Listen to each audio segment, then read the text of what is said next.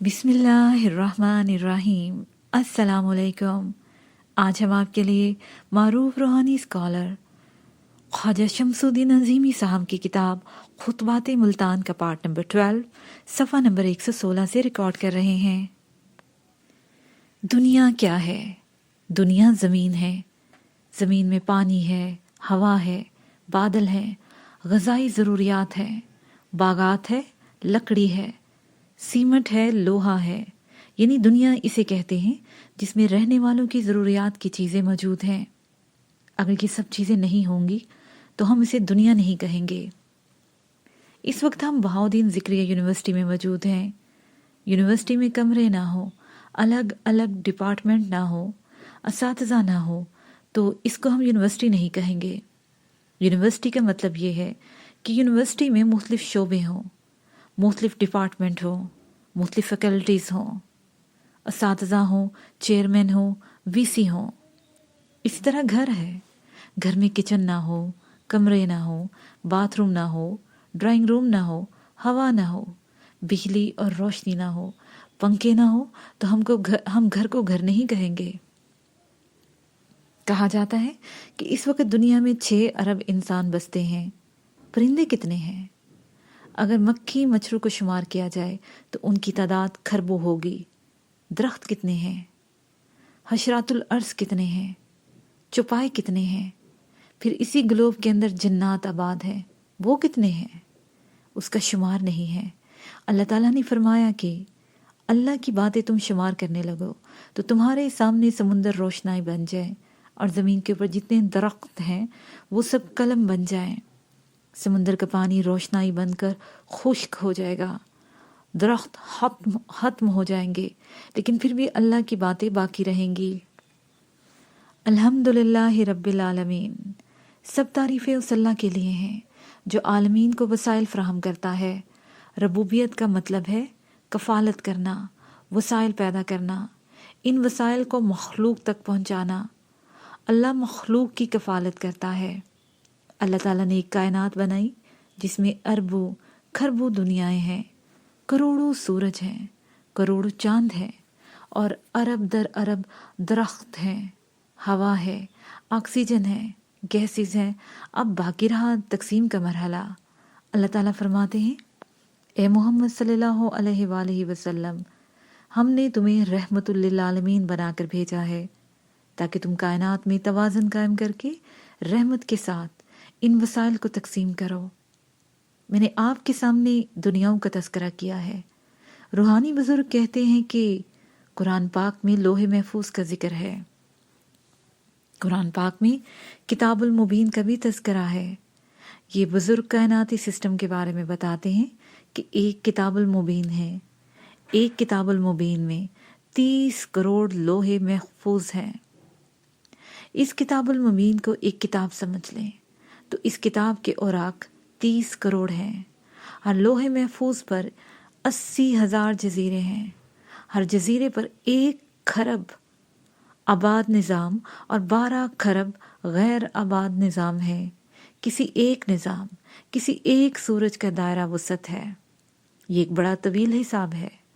ہم نے کئی دفعہ کمپیوٹر پر کوشش کی کہ اس کو بلین، ٹریلین کسی بھی صورت میں بیان کر سکیں، لیکن ہمیں کامیابی نہیں ہوئی۔ بات وہی ہے۔ اللہ تعالیٰ فرماتے ہیں کہ تمہارے سارے سمندر روشنائی بن جائیں اور تمہارے سارے درخت قلم بن جائیں، اللہ کی باتیں باقی رہیں گی۔ اللہ تعالیٰ فرماتے ہیں کہ سب تعریفیں میرے لیے ہیں اور میں عالمین کو پیدا کر کے ان کے لیے وسائل فراہم کرتا ہوں، اور ان وسائل کی تقسیم سیدنا حضور صلی اللہ علیہ وآلہ وسلم کے ذریعے کرائی جاتی ہے۔ یہ بات تو آپ کے سامنے آ گئی کہ اللہ تعالیٰ نے ایک کائنات بنائی اور اس کائنات میں اربوں کھربوں عالمین ہیں۔ سوال یہ پیدا ہوتا ہے کہ اللہ تعالیٰ نے یہ سارا سسٹم کیوں بنایا ہے اور اس کے پیچھے کیا مقصد ہے؟ آپ کوئی عمارت بناتے ہیں، اس کے پیچھے مقصد ہوتا ہے کہ اس عمارت میں ہسپتال قائم ہوگا۔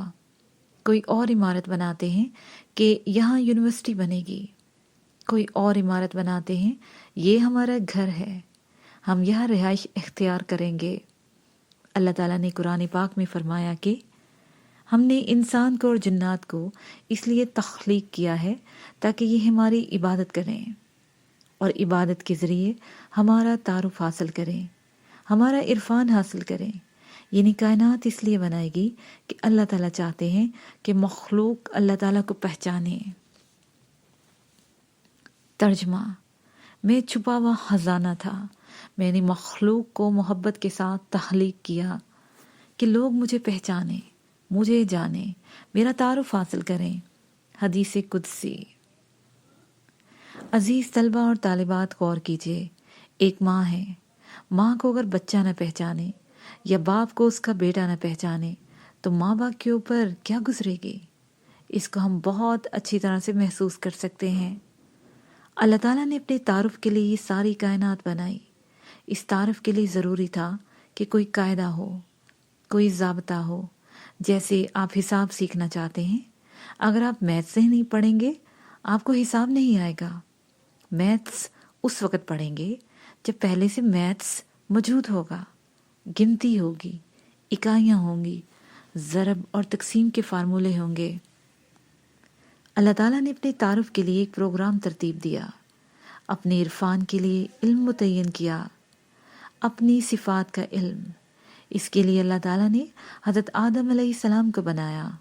یہ آپ سب نے بھی پڑھا بھی ہے، سنا بھی ہے کہ جب اللہ تعالیٰ نے کہا کہ زمین میں اپنا نائب اور خلیفہ بنانے والا ہوں اور آدم کی تخلیق ہو گئی تو فرشتوں نے کہا کہ یہ خون خرابہ اور فساد برپا کرے گا۔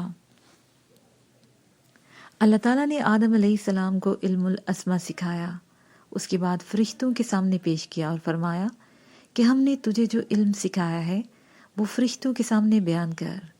آدم علیہ السلام نے اللہ کی صفات کا علم فرشتوں کے سامنے بیان کیا تو فرشتوں نے کہا کہ آپ کی ذات برحق ہے، ہم تو اتنا ہی جانتے ہیں جتنا آپ نے ہمیں سکھا دیا ہے۔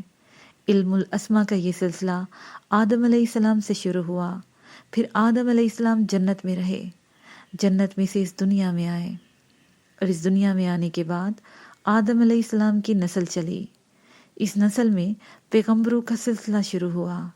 حضرت نوح علیہ السلام کے بعد حضرت ابراہیم علیہ السلام تشریف لائے، حضرت ابراہیم علیہ السلام کے بعد حضرت اسحاق علیہ السلام، حضرت یعقوب علیہ السلام، حضرت شعیب علیہ السلام، حضرت موسیٰ علیہ السلام، حضرت عیسیٰ علیہ السلام، حضرت اسماعیل علیہ السلام کی اولاد میں رسول اللہ صلی اللہ علیہ وآلہ وسلم تشریف لائے۔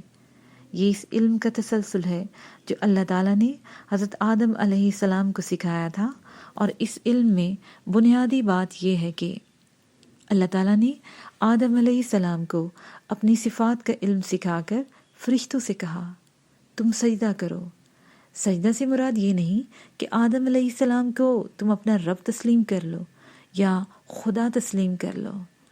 اس کا مطلب یہ ہے کہ آدم علیہ السلام کی حاکمیت کو تسلیم کر لو۔ فرشتوں نے سجدہ کیا، شیطان نے سجدہ نہیں کیا، اور شیطان مردود قرار پایا۔ کائناتی نظام اور علم الاسماء کی بنیاد یہ ہے کہ اللہ تعالیٰ چاہتے ہیں کہ میرے علاوہ کوئی رب نہ ہو، معبود نہ ہو۔ واحد ذات اللہ تعالیٰ کی ہے جو پرستش اور عبادت کے لائق ہے۔ ہر پیغمبر نے توحید کا پرچار کیا ہے، شرک سے منع کیا ہے۔ حضرت ابراہیم علیہ السلام کے واقعے میں آپ نے پڑھا ہے جب انہیں اللہ کی تلاش ہوئی اور انہوں نے دیکھا کہ لوگ جن بتوں کو پوجتے ہیں ان کے اوپر مکھیاں بیٹھی رہتی ہیں اور وہ مکھیوں کو اڑا نہیں سکتے تھے، کتے آ کر پیشاب کر دیتے تو وہ اسے منع نہیں کر سکتے۔ حضرت ابراہیم علیہ السلام نے کہا یہ معبود نہیں ہو سکتے، یہ کیسے اللہ ہو سکتے ہیں جن کے اپنے اندر نہ کوئی حرکت ہے نہ کوئی اختیار ہے۔ حضرت ابراہیم علیہ السلام نے ستاروں کو دیکھا، انہوں نے سوچا یہی اللہ ہے۔ چاند کو دیکھا تو انہوں نے کہا یہ اللہ ہے۔ پھر سورج کو دیکھا کہ یہ اللہ ہے۔ آخر میں جب سورج بھی غروب ہو گیا انہوں نے کہا چھپنے والا، گھٹنے والا اللہ نہیں ہو سکتا۔ اور اس طرح انہوں نے اللہ کی شناخت کی، اللہ کو پہچان کر اللہ کی وحدانیت کا اقرار کیا اور شرک سے بیزاری کا اظہار کیا۔ یہ حضرت ابراہیم علیہ السلام کی تعلیم ہے، یہی حضرت اسماعیل علیہ السلام کی تعلیم ہے، اور یہی حضرت اسحاق علیہ السلام کی تعلیم ہے، اور یہی آخری نبی رسول اللہ صلی اللہ علیہ وآلہ وسلم کی تعلیمات ہیں کہ عبادت اور پرستش کے لائق اللہ کے علاوہ اور کوئی نہیں ہے، اور ہر پیغمبر نے اسی بات کا اعادہ کیا ہے کہ ہم شرک سے بیزاری کا اعلان کرتے ہیں۔ اللہ وحدہ لا شریک ہے، وہی پیدا کرتا ہے، وہی زندہ رکھتا ہے، وہی وسائل فراہم کرتا ہے، وہی موت دیتا ہے، جب تک اس کا دل چاہے دنیا میں رکھتا ہے، اور جب اس کا دل چاہتا ہے وہ دنیا سے بلا لیتا ہے۔ رسول اللہ صلی اللہ علیہ وآلہ وسلم کی سیرت طیبہ کا جب ہم مطالعہ کرتے ہیں تو جو بات ہمیں نمایاں نظر آتی ہے وہ یہ ہے کہ رسول اللہ صلی اللہ علیہ وآلہ وسلم کی پوری زندگی اور رسول اللہ صلی اللہ علیہ وآلہ وسلم کی زندگی کا ہر کردار اس بات کی شہادت فراہم کرتا ہے کہ رسول اللہ صلی اللہ علیہ وآلہ وسلم ہمیشہ اللہ کی معرفت سوچتے تھے، ہر چیز کا رخ اللہ کی طرف موڑ دیتے تھے، اور یہی بات رسول اللہ صلی اللہ علیہ وآلہ وسلم نے اپنی امت کو بتائی، یہی بات صحابہ اکرام رضی اللہ عنہ نے کر کے دکھائی، اور یہی بات آج بھی اولیاء اکرام، اولیاء اللہ اور اللہ دوست لوگوں میں موجود ہے۔ قرآن پاک میں اللہ تعالیٰ نے فرمایا ہے، جو لوگ راسخ فی العلم ہوتے ہیں یا علم حقیقت سے واقف ہو جاتے ہیں، وہ اپنے علم میں مستحکم ہو جاتے ہیں، وہ کہتے ہیں کہ ہم اس بات کا یقین رکھتے ہیں کہ یہاں کوئی بھی چیز ایسی نہیں ہے جو اللہ کی طرف سے نہ ہو۔ عالم ارواح سے آنا، جینا مرنا، ہوا کا چلنا، سمندر میں لہریں اٹھنا، چشمے ابلنا، بارش برسنا، دن کا نکلنا، رات کا ہونا، دن میں سے رات نکلنا اور رات میں سے دن نکلنا، دن پر سے رات کو ادھیڑ لینا اور رات پر سے دن کو ادھیڑ لینا، بادشاہت عطا کرنا، بادشاہی لے کر فقیر کر دینا، موسموں کو تبدیل کرنا، ماں کے پیٹ میں طرح طرح کی تصویریں بنانا، جو کچھ بھی ہے من جانب اللہ ہے۔ رسول اللہ صلی اللہ علیہ وآلہ وسلم نے جو کچھ بھی فرمایا ہے وہ تمام پیغمبران علیہ الصلوات والسلام کے علم اور اس کے پیچھے واحد مقصد کا تسلسل ہے۔ مقصد یہ ہے کہ اللہ کے ساتھ کسی کو شریک نہ کرو، صرف اور صرف اللہ کی ذات پرستش اور عبادت کے لائق ہے۔ جب انسان اس بات سے واقف ہو جاتا ہے تو اس کی زندگی کا مقصد پورا ہو جاتا ہے۔ اگر انسان اللہ کی وحدانیت اور اللہ کی ربوبیت اور اللہ کی خالقیت کا پوری طرح ادراک نہیں کرتا تو اس کی زندگی کا مقصد پورا نہیں ہوگا، اور وہ اس دنیا میں بھی گھاٹے میں رہے گا اور آخرت میں بھی گھاٹے میں رہے گا۔ رسول اللہ صلی اللہ علیہ وآلہ وسلم کی سیرت طیبہ جب ہم پڑھتے ہیں تو ہمیں یہ علم حاصل ہوتا ہے کہ رسول اللہ صلی اللہ علیہ وآلہ وسلم کا اخلاق کیسا تھا۔ حضور پاک صلی اللہ علیہ وآلہ وسلم کا اپنے پڑوسیوں کے ساتھ، اپنی ازواج مطہرات کے ساتھ، اپنے رشتہ داروں کے ساتھ کیسا سلوک تھا۔ اس کے ساتھ سیرت طیبہ کا ایک مفہوم یہ بھی ہے کہ انسان کے اندر سے شرک ختم ہو جائے۔ اگر سیرت طیبہ کا مطالعہ کرنے کے بعد انسان کے اندر شرک کا شائبہ بھی ہے تو رسول اللہ صلی اللہ علیہ وآلہ وسلم کی سیرت میں حکمت اور دانائی اور اس کے اندر اللہ تعالیٰ کے جو انوار و تجلیات ہیں ان سے وہ محروم رہے گا۔ اخلاق و آداب کے ساتھ ساتھ ہمارے اندر عملاً شرک سے بیزاری ہونی چاہیے۔ ہمیں شرک، شریعت و طریقت اس پر صدق دل سے عمل کرنا چاہیے۔ میلاد النبی صلی اللہ علیہ وآلہ وسلم بڑی سعادت ہے، بڑی نیکی ہے، کیونکہ حضرت محمد رسول اللہ صلی اللہ علیہ وآلہ وسلم کی شان اقدس میں نعتیں پیش کی جاتی ہیں، ذکر نبی ہوتا ہے، اخلاق حسنہ پر تقاریر ہوتی ہیں، تزکیہ نفس کی باتیں ہوتی ہیں۔ میں نے دیکھا ہے، خود محسوس کیا ہے کہ ماحول میں نور کی بارش ہوتی ہے، فرشتے آسمان سے اترتے ہیں، حاضرین وجدانی کیفیت میں سرشار ہو جاتے ہیں، لیکن جیسے ہی ہم پنڈال یا مجلس سے باہر آتے ہیں ہمارے وہی شب روز ہوتے ہیں۔ ہم وہ سب کام شروع کر دیتے ہیں جن سے ہمارے آقا صلی اللہ علیہ وآلہ وسلم نے منع فرمایا ہے۔ ہم رسول اللہ صلی اللہ علیہ وآلہ وسلم کی سیرت طیبہ کے سلسلے میں ایک جگہ اکٹھے ہوئے، سب نے درود شریف پڑھا۔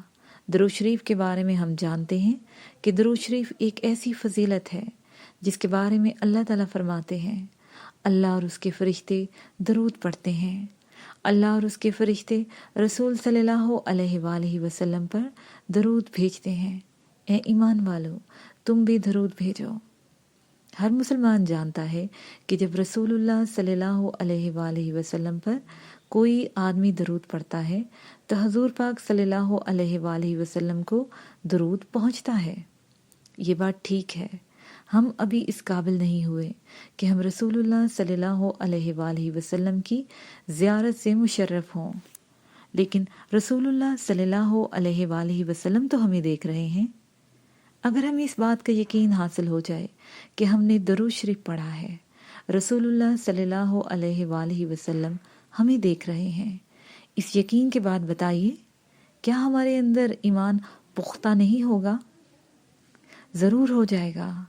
ہم کہتے ہیں اللہ دیکھ رہا ہے، اللہ حاضر و ناظر ہے۔ کوئی بھی آدمی جب گناہ کرتا ہے تو وہ اس بات کا اطمینان کر لیتا ہے کہ مجھے کوئی دیکھ تو نہیں رہا۔ ایک آدمی چوری کرتا ہے، اس بات کا اطمینان کر لیتا ہے کہ مجھے کوئی دیکھ نہیں رہا ہے۔ جب اسے یقین ہو جاتا ہے کہ کوئی نہیں دیکھ رہا تب وہ چوری کرتا ہے۔ اگر ہمیں اس بات کا یقین ہو کہ اللہ دیکھ رہا ہے تو ہم چوری کیسے کر سکتے ہیں؟ برائی کس طرح سرزد ہو سکتی ہے؟ اس کا مطلب ہے اللہ ہمیں دیکھ رہا ہے، یہ صرف زبانی بیان ہے، اقرار باللسان ہے، تصدیق بالقلب نہیں ہے۔ اگر تصدیق بالقلب ہو جائے کہ اللہ ہمیں دیکھ رہا ہے تو ہم ہر اس بات سے خود بخود رک جائیں گے جو اللہ کے لیے ناپسندیدہ ہے اور جس سے اللہ تعالیٰ نے منع کیا ہے۔ رسول اللہ صلی اللہ علیہ وآلہ وسلم کی سیرت طیبہ کا اگر ہم مطالعہ صدق دل سے کریں تو منکشف ہوگا کہ رسول پاک صلی اللہ علیہ وآلہ وسلم اللہ کے ساتھ وابستہ ہیں۔ آپ صلی اللہ علیہ وآلہ وسلم کی ہر سوچ اللہ کی معرفت ہے۔ اللہ کی معرفت ہی آپ صلی اللہ علیہ وآلہ وسلم سوچتے ہیں، اللہ کی معرفت ہی آپ صلی اللہ علیہ وآلہ وسلم پیغام پہنچاتے ہیں، اللہ کی معرفت ہی آپ صلی اللہ علیہ وآلہ وسلم نے دین اسلام پھیلایا۔ قرآن کریم اور احادیث پڑھ کر ہمارے اندر تبدیلی کیوں نہیں آتی؟ میں سمجھتا ہوں کہ تبدیلی اس لیے نہیں آتی کہ ہمارے اندر یقین کرنے کی جو ایجنسی ہے ہم نے اس کو بیدار کرنے کے لیے جدوجہد نہیں کی۔ یونیورسٹی میں آپ لوگ تشریف لاتے ہیں، اگر آپ کلاس میں نہ آئیں، لیکچر نہ سنیں، اس کے نوٹس نہ لیں، گھر جا کر ہوم ورک نہ کریں تو آپ امتحان میں پاس نہیں ہوں گے۔ دین کی باتیں ہم اس طرح سنتے ہیں جس طرح کہانیاں سنتے ہیں۔ آپ میرے بچے ہیں، آپ سے درخواست ہے کہ سیرت طیبہ صلی اللہ علیہ وآلہ وسلم اس طرح پڑھیں کہ آپ کے ذہن میں رسول اللہ صلی اللہ علیہ وآلہ وسلم کے اخلاق حسنہ اور اللہ کے رابطے کا نقش بن جائے۔ اللہ تعالیٰ کے ساتھ رابطے کا بہت آسان طریقہ یہ ہے کہ ہر انسان اپنی زندگی کے بارے میں سوچے کہ وہ کس طرح پیدا ہوا، کس طرح بڑا ہوا، کس طرح جوان ہوا، کس طرح اللہ تعالیٰ نے اس کو عقل و شعور دیا، آنکھیں دیں۔ آنکھ نہ ہو، اللہ تعالیٰ دماغ نہ دے تو انسان کچھ نہیں کر سکتا۔ ہینڈی کیپ بچے بھی تو ہوتے ہیں، آپ سوچیں، آپ کے لیے اللہ تعالیٰ نے سارا انتظام کیا ہوا ہے، غذا کا، ہوا کا، پانی کا۔ تو جب آپ اپنی زندگی کے بارے میں سوچیں گے تو لازماً یہ یقین آپ کے اندر پیدا ہو جائے گا کہ جو کچھ ہے در و بست ہے، سب کا سب اللہ کے ہاتھ میں ہے۔ اے پیغمبر صلی اللہ علیہ وآلہ وسلم، کہہ دیجئے میری نماز، میری قربانی، میرا مرنا، میرا جینا سب اللہ کے لیے ہے۔ اللہ تعالیٰ ہمیں رسول اللہ صلی اللہ علیہ وآلہ وسلم کی سیرت طیبہ پڑھنے کی توفیق عطا فرمائے، اور اس میں رسول اللہ صلی اللہ علیہ وآلہ وسلم کی زندگی کے جو اعمال وظائف ہیں ان میں تفکر کرنے کی توفیق عطا فرمائے۔ جب تک ہم تفکر نہیں کریں گے، میلاد النبی صلی اللہ علیہ وآلہ وسلم کی محفلیں ہوتی رہیں گی، سیرت طیبہ صلی اللہ علیہ وآلہ وسلم پر کلاسیں بھی ہوتی رہیں گی، لیکن ہمیں علم الاسماء حاصل نہیں ہوگا۔ سوال: رسول اللہ صلی اللہ علیہ وآلہ وسلم کی سیرت میں اگر ہم غور کریں تو ہم میں تبدیلی آئے گی، تو وہ تبدیلی کیسی ہوگی؟ جبکہ ہم سب جانتے ہیں کہ اللہ تعالیٰ ہمیں دیکھ رہا ہے، پھر بھی ہمارے اندر تبدیلی پیدا نہیں ہوتی۔ جواب: تبدیلی اس لیے نہیں ہوتی کہ ہمیں صرف اطلاع ہے کہ اللہ ہمیں دیکھ رہا ہے، اطلاع یقین میں تبدیل نہیں ہوئی۔ اگر اطلاع یقینی درجہ حاصل کر لے کہ اللہ ہمیں دیکھ رہا ہے تو ضرور تبدیلی واقع ہوگی۔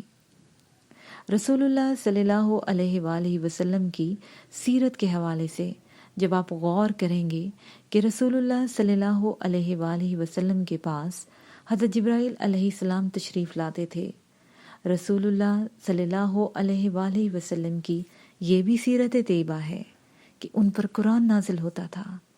جب ہم قرآن میں تفکر کریں گے تو قرآن کے مفہوم اور حکمت سے واقف ہو جائیں گے۔ رسول اللہ صلی اللہ علیہ وآلہ وسلم نے اللہ تعالیٰ کو دیکھا، بہت قریب سے دیکھا۔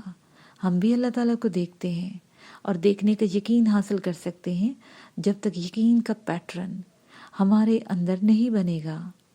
ہم حکمت و دانائی سے محروم رہیں گے، اور یقین کے پیٹرن کے لیے ضروری ہے کہ ہم کسی چیز کے اوپر تفکر کریں، غور و فکر کریں۔ غور و فکر سے خود بخود انسان کے اندر یقین مستحکم ہو جاتا ہے۔ السلام علیکم ورحمۃ اللہ۔ عالمی اسلام میں اضطراب کیوں ہے؟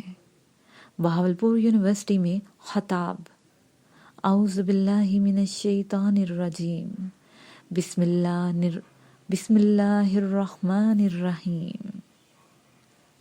اللہ تعالیٰ قرآن کریم میں ارشاد فرماتے ہیں، اگر ہم نے یہ قرآن کسی پہاڑ پر اتار دیا ہوتا تو تم دیکھتے کہ وہ اللہ کے خوف سے دبا جا رہا ہے اور پھٹ پڑتا۔ یہ مثالیں ہم لوگوں کے سامنے اس لیے بیان کرتے ہیں کہ وہ اپنی حالت پر غور کریں۔ وہ اللہ ہی ہے جس کے سوا کوئی معبود نہیں، غائب اور ظاہر ہر چیز کا جاننے والا وہی رحمان اور رحیم ہے۔ اللہ ہی ہے جس کے سوا کوئی معبود نہیں، وہ بادشاہ ہے نہایت مقدس، سراسر سلامتی، امن دینے والا، نگہبان، سب پر غالب، اپنا حکم بزور نافذ کرنے والا، اور بڑا ہی ہو کر رہنے والا۔ پاک ہے اللہ اس شرک سے جو لوگ کر رہے ہیں۔ وہ اللہ ہے جو تخلیق کا منصوبہ بنانے والا اور اس کو نافذ کرنے والا اور اس کے مطابق صورت گری کرنے والا ہے۔ اس کے لیے بہترین نام ہے۔ ہر چیز جو آسمانوں اور زمین میں ہے اس کی تسبیح کر رہی ہے، اور وہ زبردست اور حکیم ہے۔ سورہ حشر آیت نمبر 21 سے 24۔ صلی اللہ علیہ وآلہ وسلم۔ بہاولپور یونیورسٹی اساتذہ اکرام، عزیزان گرامی قدر، محترم بزرگوں، عزیز دوستوں اور طلبہ اور طالبات، السلام علیکم۔ بہاولپور شہر میرے لیے نسبی اور علمی اعتبار سے ایک ورثہ ہے۔ میرے دادا حضرت مولانا خلیل احمد صاحب سہارنپوری رحم اللہ جامعہ عباسیہ میں 1922 یا 23 میں صدر مدرس تھے۔ حضرت مولانا خلیل احمد سہارنپوری رحم اللہ میرے والد حضرت حاجی انیس احمد انصاری کے سگے پھوپھا تھے۔ میرے ابا جی بچپن میں ہی یتیم ہو گئے تھے۔ پھوپھی اور پھوپھا نے ان کی پرورش کی۔ اس زمانے میں یہاں بجلی نہیں تھی، ریل گاڑی بھی نہیں چلی تھی، वो बैलगाड़ी में तशरीफ़ लाए थे। सहारनपुर यूपी इंडिया का एक बड़ा शहर है। हज़रत मौलाना खलील अहमद सहारनपुरी रहमुल्लाह जामिया अब्बासिया में काफ़ी अरसे तक दर्स व तदरीस में मशगूल रहे। फिर वो वापस सहारनपुर तशरीफ़ ले गए और वहाँ से हिजरत करके मदीना मुनव्वरा में मुस्तकिल सकूनत इख्तियार कर ली और वहीं उनका वसाल हो गया। अल्हम्दुलिल्लाह जन्नतुल बकी में उनकी कब्र शरीफ मौजूद है। हज़रत मौलाना खलील अहमद सहारनपुरी को हाजी इमदादुल्लाह मक्की रहमुल्लाह से खुसूसी फैज़ हासिल था। मौलाना रशीद गंगोही रहमुल्लाह के आप मुरीद और खलीफा थे। कुतुब इरशाद शेहुल हदीस मौलाना ज़िक्रिया साहब हज़रत सहारनपुरी रहमुल्लाह के मज़ीद मुरीदो खलीफा थे। दर्स व तदरीस में अहादीस पढ़ाना और अहादीस की तशरीह करना उनका मौजू था। बज़ुल मखजूद शरा अबू दाऊद 10 साल 5 माह 10 दिन में 2000 सफ़ात पर और 5 जिल्दों पर मुश्तमिल थे।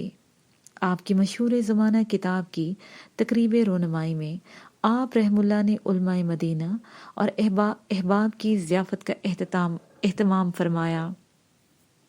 पाकिस्तान बनने से पहले मेरे वालिद साहब हज़रत हाजी अनीस अहमद इंसारी बहावलपुर तशरीफ़ लाए। 1939 में सादक आबाद में मुकीम हुए।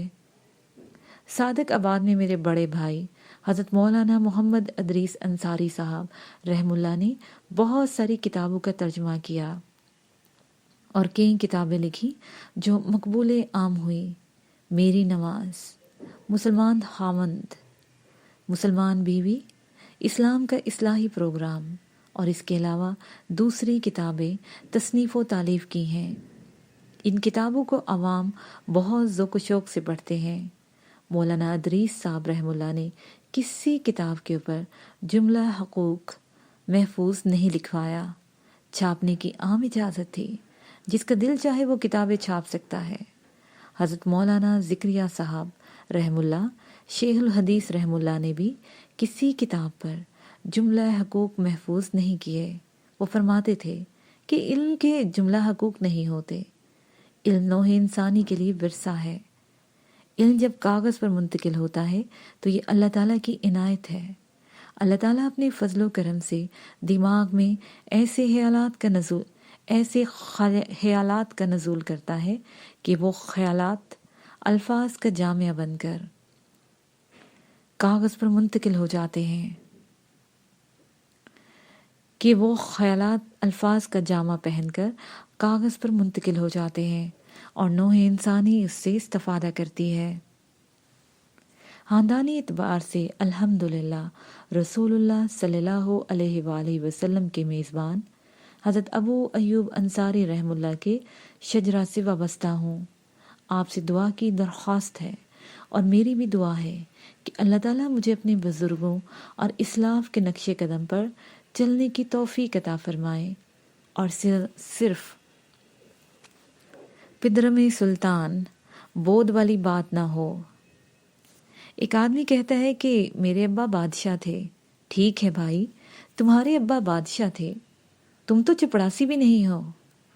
हाल में एक ऐसी बुजुर्ग हस्ती में मौजूद हैं जिनके वालिदैन ने हज़रत मौलाना खलील अहमद सहारनपुरी रहमुल्लाह को देखा है। मेरे लिए यकीनन बहुत बड़ा एजाज़ है कि ऐसी हस्तियाँ मेरा लेक्चर सुनने के लिए तशरीफ़ लाएं। मैं अल्लाह ताला का शुक्र अदा करता हूँ। उस वक्त की सूरत हाल बड़ी अजीब है। हम देखते हैं कि आलमे इस्लाम इज़्तिराब, बेचैनी, परेशानी और इब्तला में मुब्तला है। ऐसा लगता है कोई यारो मददगार नहीं है। अगयार का तसल्लुत है। हर जगह मुसलमान कौम बेइज्जत है। दस्त नगर, मुफलिस और कल्लाश है।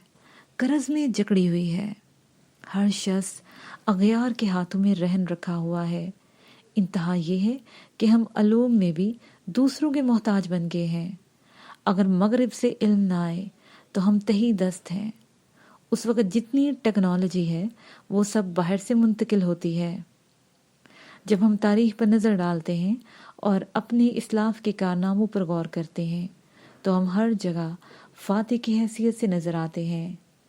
تاریخ میں ہمارا نام ہے، ہمارا وقار ہے، ہماری عزت ہے۔ جو پوزیشن آج امریکہ اور یورپ کی ہے کبھی مسلمانوں کی تھی۔ ہمارے علم سے دوسروں نے ہوشہ چینی کی ہے۔ یورپ میں جتنی بڑی بڑی یونیورسٹیاں ہیں، جتنے بڑے بڑے کالج ہیں، وہ ہمارے اسلاف کی لکھی ہوئی کتابوں سے مستفید ہوتے ہیں۔